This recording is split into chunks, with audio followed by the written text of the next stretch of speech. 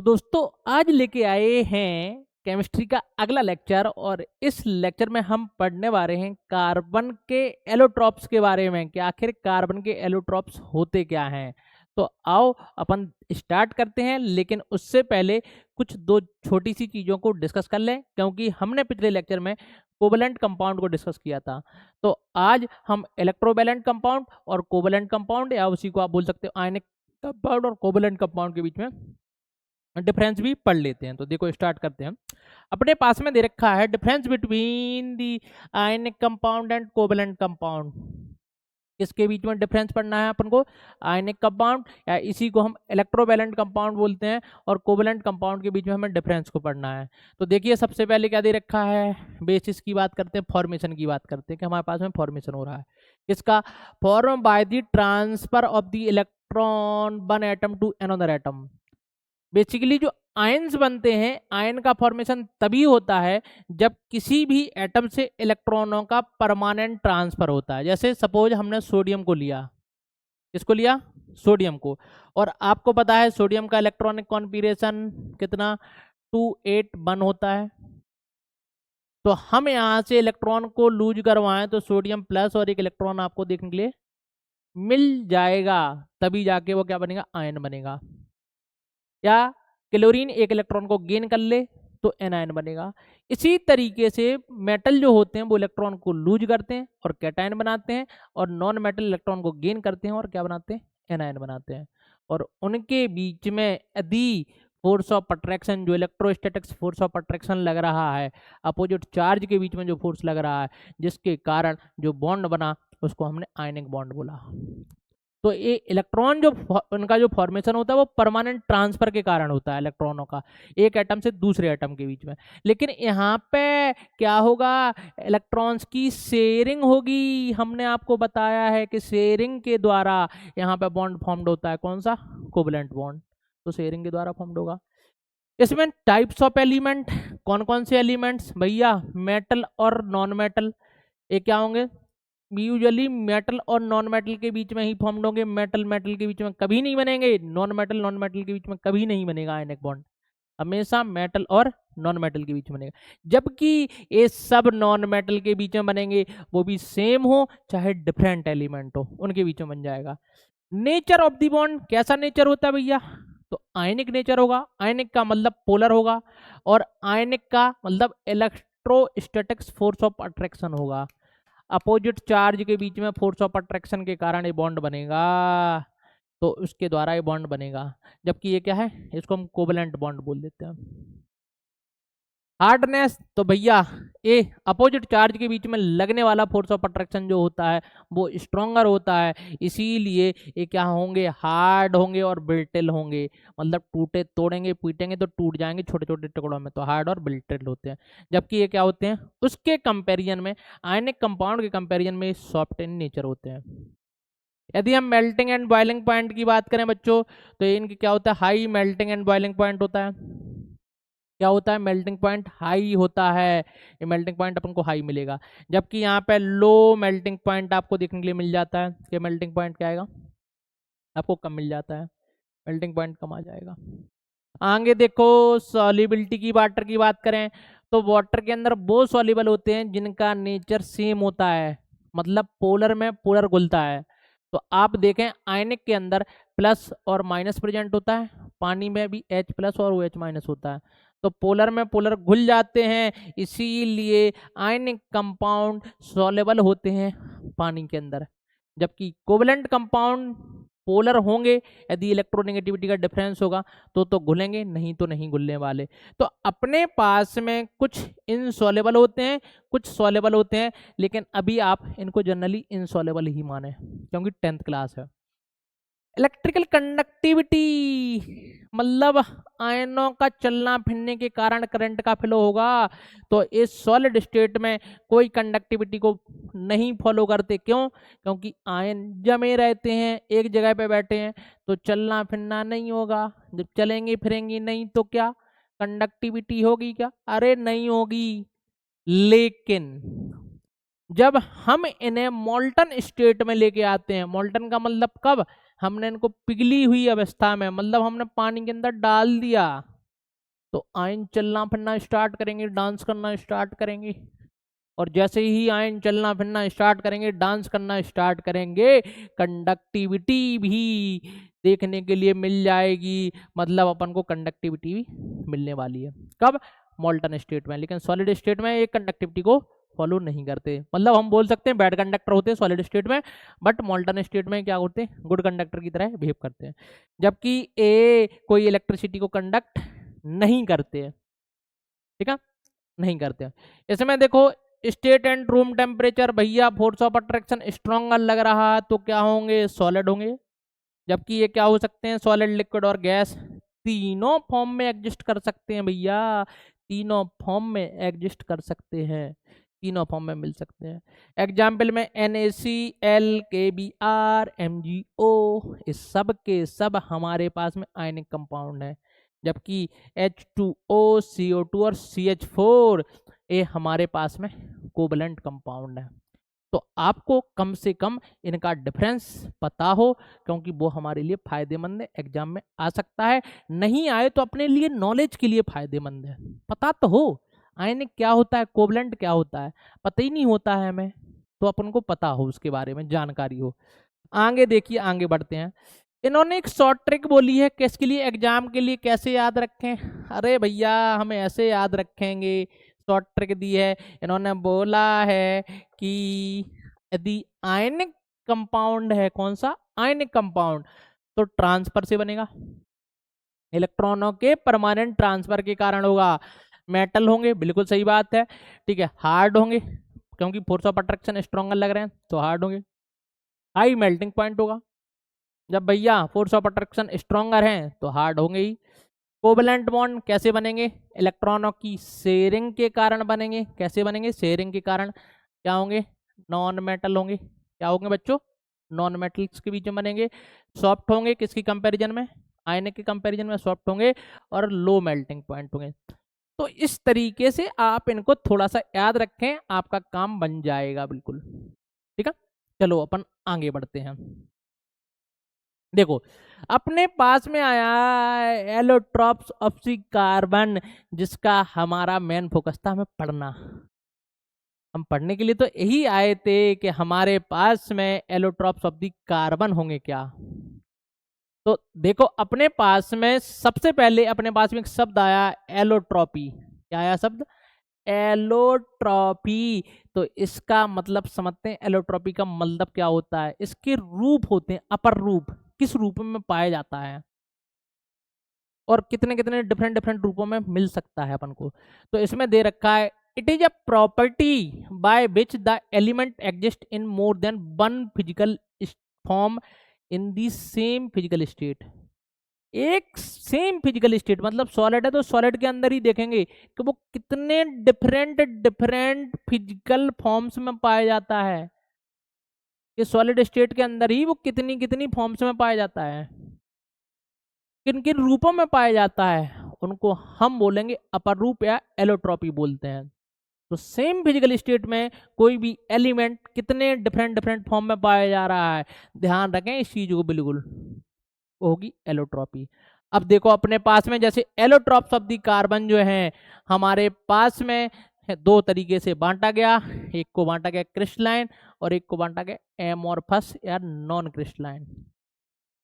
तो पहले अपन समझ लेते हैं थोड़ा सा, मतलब अभी हम डिफरेंस आगे बताने वाले हैं।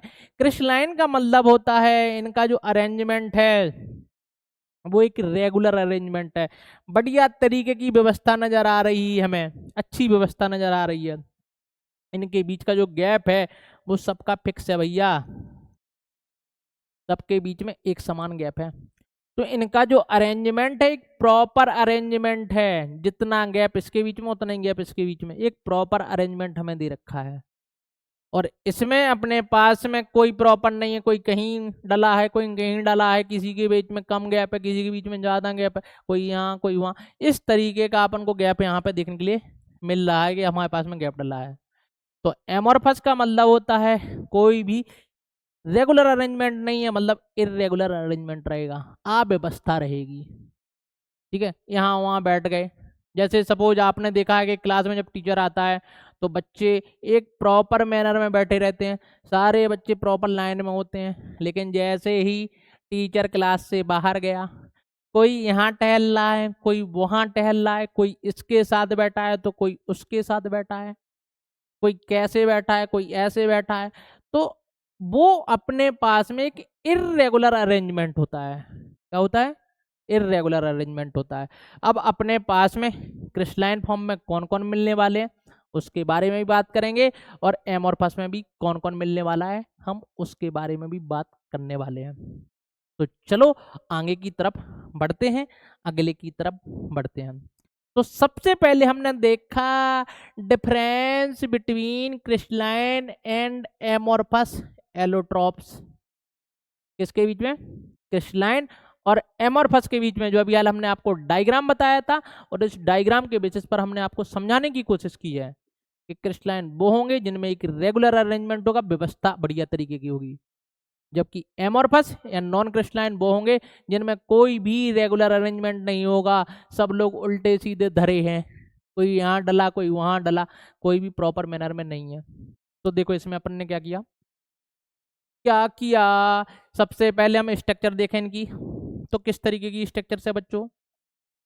तो अपने पास में एटम्स अरेंज इन रेगुलर और ऑर्डरली पैटर्न। ऑर्डर का मतलब एक प्रॉपर मैनर, एक रेगुलर अरेंजमेंट में अरेंज होते हैं, जबकि ये क्या होते हैं? इररेगुलर डिसऑर्डर पैटर्न में। किसी का फिक्स नहीं है कि इसके बाद कौन आएगा। जैसे सपोज हमने ऐसे बोला कि ए के बाद बी आ रहा, ए के बाद बी आ रहा, तो ए बी का सीक्वेंस चल रहा, यही सीक्वेंस चल रहा, ए के बाद B, A B A B A B A B का सीक्वेंस चल रहा। जबकि इसमें कोई भी क्लियर नहीं है कि ए के बाद बी आएगा तो बी के बाद कौन आएगा, किसी को कुछ पता नहीं। यहाँ पे कोई भी आ जाएगा, कोई भी चला जाएगा। तो यहाँ पे एक इर्रेगुलर अरेंजमेंट है, अपने पास में ऑर्डर अरेंजमेंट नहीं है, किसी भी मैनर में अरेंज है, जबकि यहाँ पे फिक्स मैनर में अरेंज है। तो इनको हम क्रिस्टलाइन बोलेंगे, जबकि ये क्या है हमारे पास में? एमोर्फस। शेप की बात करें तो शेप क्या है? डेफिनेट ज्योमेट्रिकल शेप दे रखी है, एक फिक्स और ज्योमेट्रिकल शेप है, जबकि इनकी नॉन डेफिनेट शेप दे रखी है, कोई डेफिनेट शेप नहीं है, किसी भी शेप में मिल सकते हैं। मेल्टिंग पॉइंट भैया क्या होते हैं? Sharp and fixed melting point. सबके मेल्टिंग पॉइंट फिक्स्ड होते हैं, शार्प होते हैं, मतलब किसी एक पर्टिकुलर पॉइंट पे होते हैं। जबकि नॉट शार्प, एक रेंज में आपको मेल्टिंग पॉइंट मिलेंगे, इतने से इतनी रेंज में मेल्ट होंगे, ऐसा होता है। फिजिकल प्रॉपर्टी, फिजिकल प्रॉपर्टी में क्या है? यूनिफॉर्म इन ऑल डायरेक्शन, सारी की सारी डायरेक्शन में इनकी फिजिकल प्रॉपर्टी सेम होती है, क्योंकि एक रेगुलर अरेंजमेंट है तो हर सारी जगह पे सब एक समान मिलेगा। जबकि इनमें क्या है? नॉन यूनिफॉर्म प्रॉपर्टी मिलेगी, आपको हर एक डायरेक्शन में अलग अलग प्रॉपर्टी मिलने वाली है, नॉन यूनिफॉर्म रहेंगी। इसमें देखो डेंसिटी ज़्यादा रहेगी, क्योंकि एक रेगुलर अरेंजमेंट है, साथ में यहाँ पे देखो गैप क्या है? कम गैप है, जबकि यहाँ पे गैस भरा पड़ा है, कहीं पे कम तो कहीं पे ज़्यादा, एक गैप क्या है? भरा पड़ा है गैप अपन को। तो अपने पास में एक इर्रेगुलर गैप यहाँ पे आपको देखने लिए मिल रहा है। आगे की तरफ बढ़ते हैं। देखिए यहाँ पे इन्होंने बोला generally lower and not defined. ठीक है, कोई भी अपने पास में जनरली उनके कंपैरिजन में, क्रिस्टलाइन के कंपैरिजन में यहाँ पर डेंसिटी कम होगी, और नॉट डिफाइंड बोल सकते हो। आप देखें नेचर, तो नेचर क्या होगा? हार्ड एंड रिजिड नेचर आपको मिलने वाला है, कि हार्ड और रिजिड नेचर आपको मिलेगा। जबकि आप देखें यहाँ पे क्या मिलेगा? सॉफ्ट एंड पाउडरी, सॉफ्ट और पाउडरी नेचर आपको यहाँ पे मिलने वाला है। एग्जाम्पल में क्या है?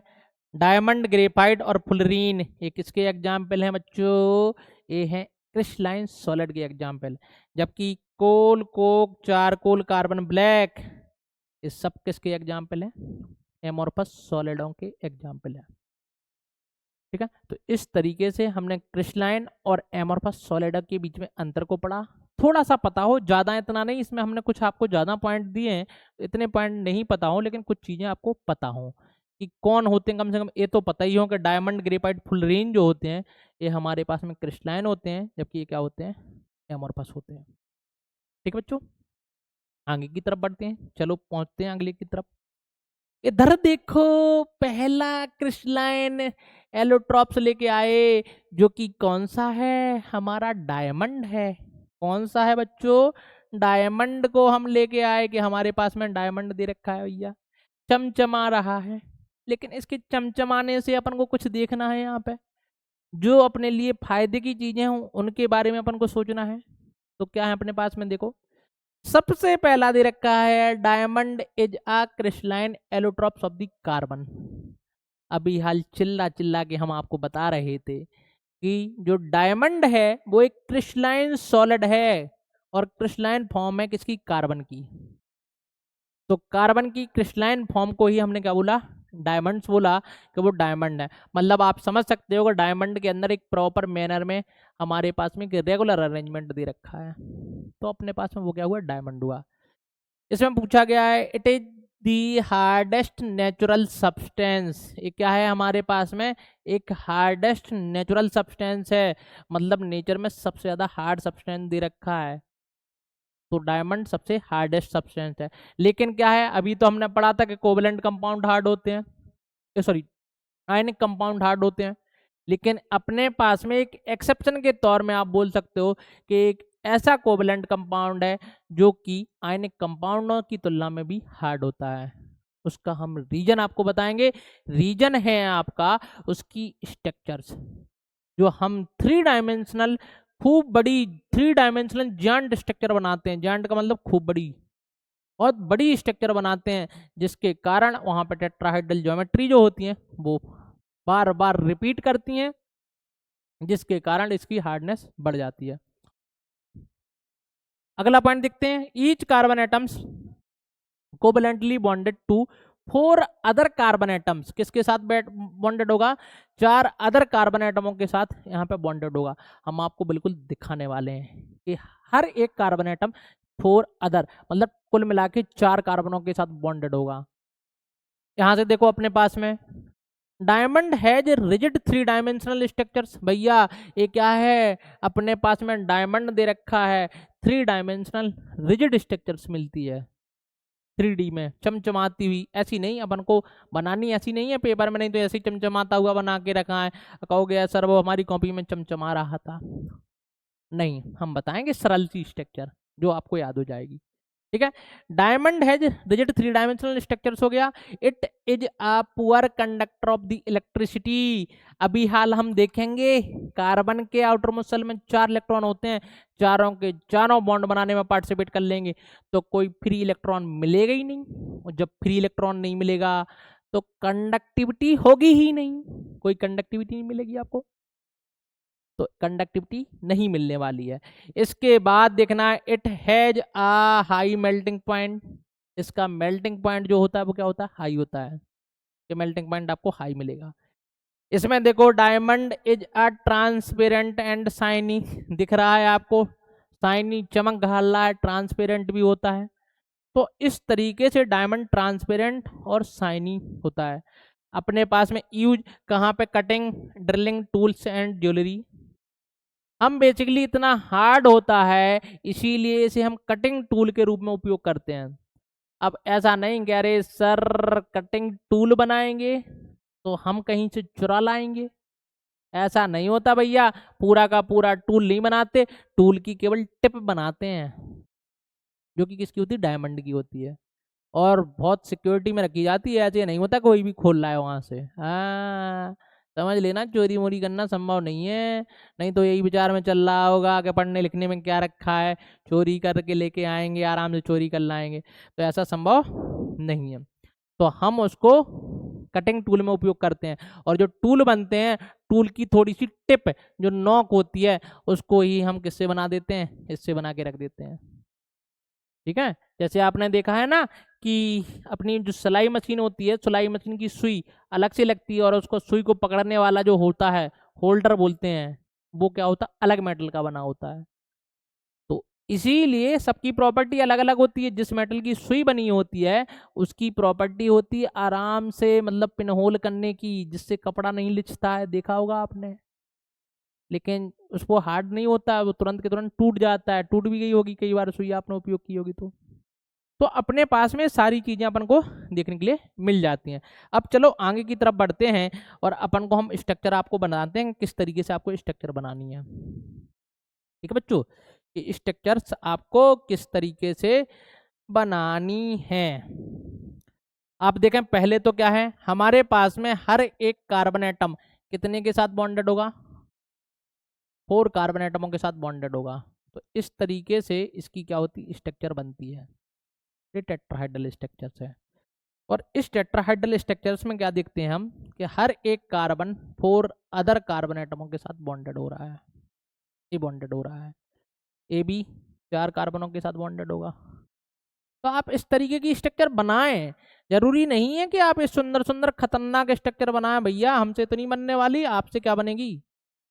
ए भी आगे 4 के साथ बॉन्डेड होगा भैया। लो, जो आपने नेटवर्क मार्केटिंग देखी है, सुनी होगी लोगों के मुंह से कि आप 3 को जोड़ें, फिर वो 3 को जोड़ेंगे, फिर वो 3 को जोड़ेंगे, और यही चेन आगे बढ़ती चली जाएगी, खूब बड़ी स्ट्रक्चर बना लेगी, वो भी 3 डायमेंशन में।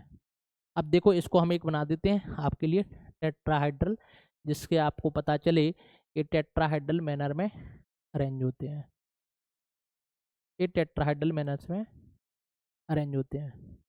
ये हमारे पास में टेट्राहाइड्रल वाइड्स या अपन को टेट्राहाइड्रल ए स्पेयर्स की फॉर्म में दिखा रहा है कि जैसे सॉरी टेट्राहाइड्रल की फॉर्म में आपको दिखा रहा है, जैसे इसने आपको दिखाया है।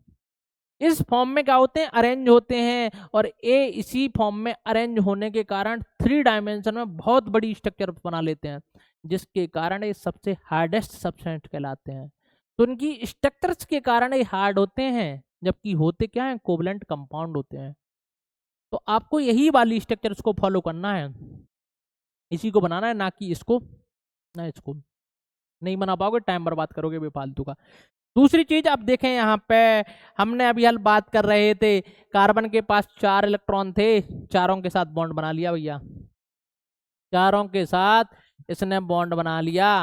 जब चारों के साथ बॉन्ड बना लिया तो कोई भी इलेक्ट्रॉन फ्री नहीं रहा, और जब कोई इलेक्ट्रॉन फ्री नहीं रहेगा, अकेला घूमने के लिए नहीं रहेगा, तो इसके अंदर जो कंडक्टिविटी होगी वो कंडक्टिविटी आपको देखने के लिए नहीं मिलेगी, क्योंकि फ्री इलेक्ट्रॉन्स है ही नहीं। तो ये क्या कहलाएगा, bad conductor of the electricity कहलाने वाला है, कि bad conductor of the electricity हो जाएगा। तो इस तरीके से हमने इसकी बात की है कि bad conductor of the electricity दे रखा है। आगे की तरफ बढ़ते हैं, देखिए आगे गई तो अगला हमारे पास में एलोट्रॉप्स आया, वो है ग्रेफाइट। क्या है, ग्रेफाइट। तो इसमें देखो जो अपने पास में ग्रेफाइट है वो क्या है, इज आ क्रिस्टलाइन एलोट्रॉप्स। बात ही कर रहा है भैया क्रिस्टलाइन की, तो क्रिस्टलाइन एलोट्रॉप्स है ही। क्या है, क्रिस्टलाइन एलोट्रॉप्स आपको दे रखा है, किसका, कार्बन का। तो अभी हाल हमने बताए क्रिस्टलाइन एलोट्रॉप्स कार्बन के 3 हैं, ग्रेफाइट, डायमंड और फुलरीन। तो तीनों के बारे में अपन को बात करनी है, वही हमारे सिलेबस में अभी 10th में, तो आपको यही करना है। तो अपने पास में कार्बन के ए क्रिस्टलाइन एलोट्रॉप्स दे रखे हैं। अगला देखो, इट इज सॉफ्ट। क्या है, सॉफ्ट है, black and slippery in nature. भैया स्लिपरी इन नेचर होता है, चिकना होता है, ब्लैक होता है, सॉफ्ट भी होता है।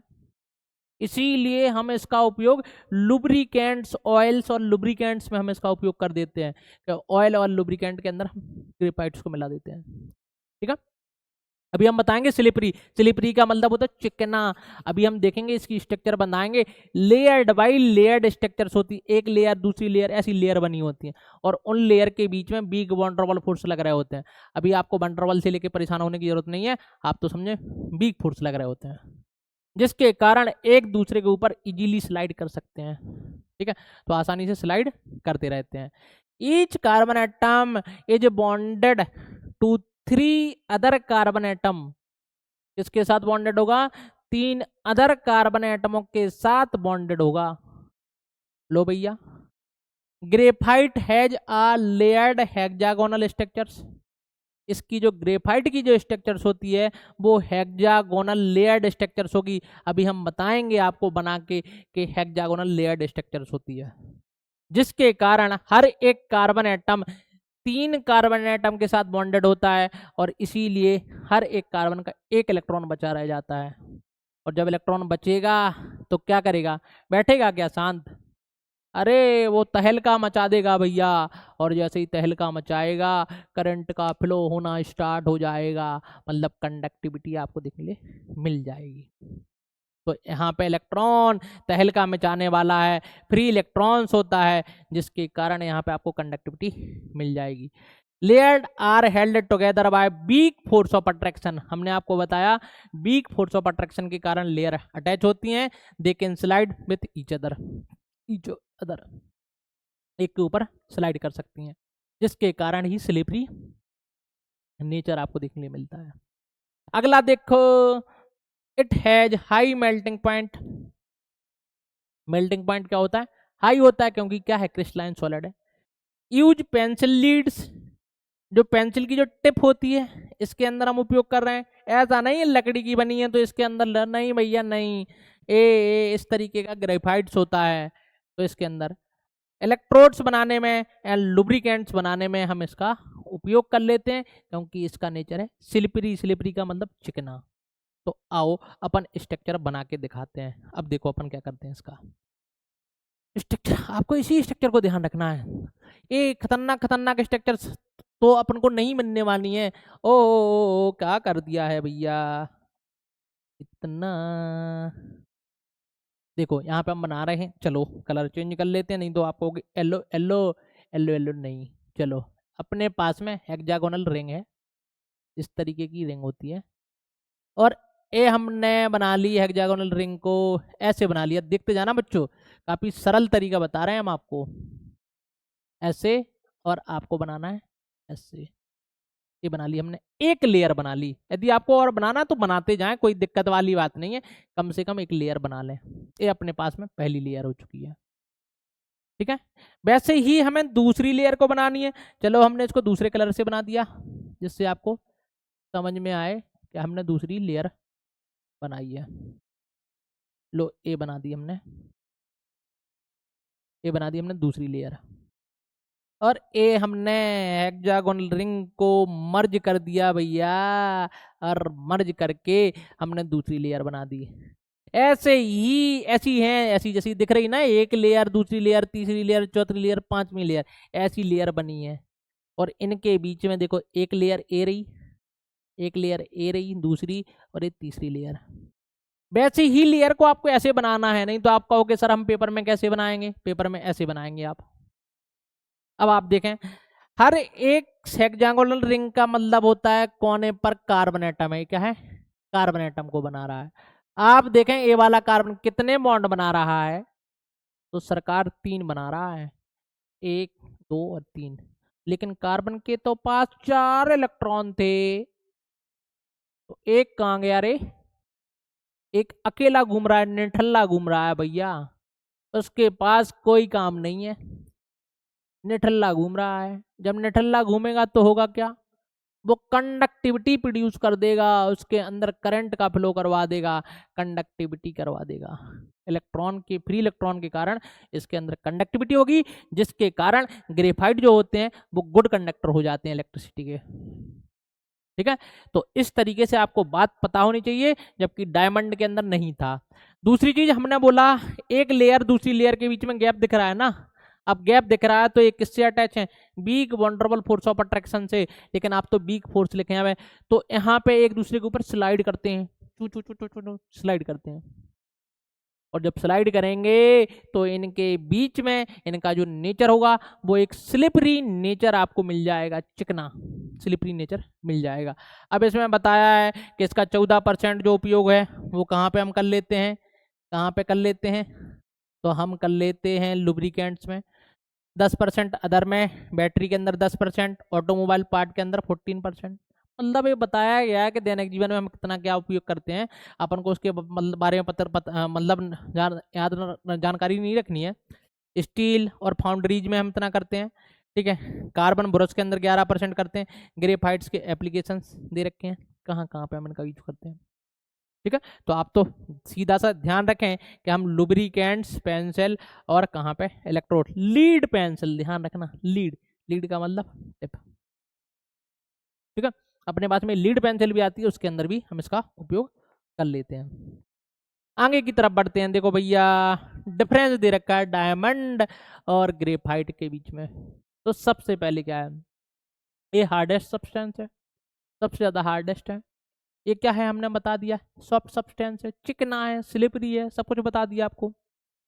Each carbon atom bonded with 4 other carbon atom, सारे के सारे इलेक्ट्रॉन के साथ ये बॉन्ड बनाता है, जबकि ये कितने से, 3 अदर कार्बन एटम के साथ, जिसके कारण एक इलेक्ट्रॉन इसका फ्री रहता है, जिसके कारण कंडक्टिविटी होती है, जबकि इसका कोई भी इलेक्ट्रॉन फ्री नहीं रहता है, जिसके कारण कोई भी कंडक्टिविटी नहीं मिलती। रटना नहीं है, समझो। आप समझोगे तो बहुत दिनों तक याद रहेगा और पेपर में बहुत बढ़िया तरीके से लिख के आओगे, धांसू तरीके से। इसमें क्या है, 3 डायमेंशनल स्ट्रक्चर से बनती है, जबकि इसमें क्या होता है, लेयर्ड स्ट्रक्चर्स होती है, एक लेयर के ऊपर एक लेयर बनी होती है, लेयर्ड स्ट्रक्चर्स होती है। It does not conduct electricity, कोई फ्री इलेक्ट्रॉन ही नहीं है तो कैसे इलेक्ट्रिसिटी को कंडक्ट करेगा, जबकि इनके पास में फ्री इलेक्ट्रॉन होते हैं, जिसके कारण ये इलेक्ट्रिसिटी को जाने देते हैं, गुजरने देते हैं, कंडक्ट करते हैं इलेक्ट्रिसिटी को। कहाँ पे हम यूज करते हैं, कटिंग टूल्स और ज्वेलरी के अंदर उपयोग कर लेते हैं, कि अपन को काटने वाले टूल और ज्वेलरी बनाने के लिए हम इसका उपयोग कर लेते हैं, जबकि यहाँ पे यूज पेंसिल और लुब्रिकेंट्स के अंदर हम इनका यूज करते हैं। ठीक है बच्चों, ये अपने पास में क्या था, इनका डिफरेंस था। अगला देखो, एलोट्रॉप्स दे रखा है कार्बन का, और इसका नाम है फुलरीन, फुलरीन, फुल्लूरीन। और ये फुल्लूरीन जो बनाया, वो बकमिस्टर फुलरीन ने बनाया। अब क्या करें, अमेरिकन साइंटिस्ट थे, ऐसा ही नाम है, हम क्या कर लें। तो अपने पास में देखो क्या है, fullerene is a crystalline allotropes of the carbon. भैया चिल्ला चिल्ला के बता रहे हैं हम आपको, एलोट्रॉप्स ऑफ द कार्बन दे रखे हैं, वो भी क्रिस्टलाइन नेचर के हैं। It is a molecular formula is carbon 60 C60, इसका मॉलिकुलर फॉर्मूला है C60 दे रखा है। Each carbon atom is bonded 3 other carbon atom, हर एक कार्बन जो एटम होगा वो 3 अदर कार्बन एटमों से बॉन्डेड होगा। सही बात है भैया। It is both discovered in 1985, कहाँ पे, 1985 में इसको डिस्कवर्ड किया गया था बाय रॉबर्ट कर्ल और भैया रिचर्ड स्मेली। खतरनाक खतरनाक से नाम दे रखे हैं, इनके नाम आपको याद करना हो तो करें, ना करना हो तो ना करें। हम सीधा बकमिस्टर फुलरीन के नाम से जानेंगे इसको। इसको हम किस नाम से जानेंगे, बकमिस्टर फुलरीन के नाम से जानेंगे। इसमें क्या है, it is a light in weight, मतलब हल्का होता है, लाइट नहीं होती, हल्का, वेट हल्का होता है, और क्या होता है, स्टेबल होता है। तो वेट हल्का है, क्या है, स्टेबल है। अगला देखो, it has spherical cage like structures, मतलब एक स्पेयर गोला की तरह है, और केज लाइक, केज लाइक का मतलब खुले पिंजरे की तरह है, पिंजरे नुमा स्ट्रक्चर है। लाइक का फुटबॉल शेप, आपको दिख रही होगी भैया, फुटबॉल बनी है लेकिन फुटबॉल नहीं है। तो फुटबॉल की तरह इसकी स्ट्रक्चर्स होती है, किसकी तरह, फुटबॉल के समान इसकी स्ट्रक्चर्स होती है। आप देखें, एक दिख रही है पेंटागन रिंग और ये दिख रही है हेक्सागन रिंग। अभी हल हम बनाने वाले हैं, पेंटागन और हेक्सागन रिंग की हेल्प से हम इनको बना के रख देंगे। ठीक है, तो कुछ अपने पास में बजा लेंगे। यूज कहाँ पे होता है, नैनो टेक्नोलॉजी, मेडिसिन और lubricants and the super conductors के अंदर हम इनका उपयोग कर लेते हैं। तो आपको बकमिस्टर फुलरीन या फुलरीन सिस्टीन के बारे में कुछ पॉइंट पता हो। इसमें अपने पास में एक पेंटागोनल रिंग घिरी होती है, हेक्सागोनल रिंग से घिरी होती है। तो अपन उसको बनाने वाले हैं, सिंपल सी स्ट्रक्चर है, इस तरीके से हम आपको बना के दिखाने वाले हैं कि आप किस तरीके से पेपर में बनाएंगे, क्योंकि सबसे बड़ी बात तो है इनकी स्ट्रक्चर्स की। और यदि आपको इनकी स्ट्रक्चर्स आती है तो आप आसानी से पेपर में बढ़िया तरीके से मार्क्स कर लाओगे, क्योंकि हमारे पास में 4 मार्क्स का क्वेश्चन आता है एलोट्रॉप्स ऑफ द कार्बन का।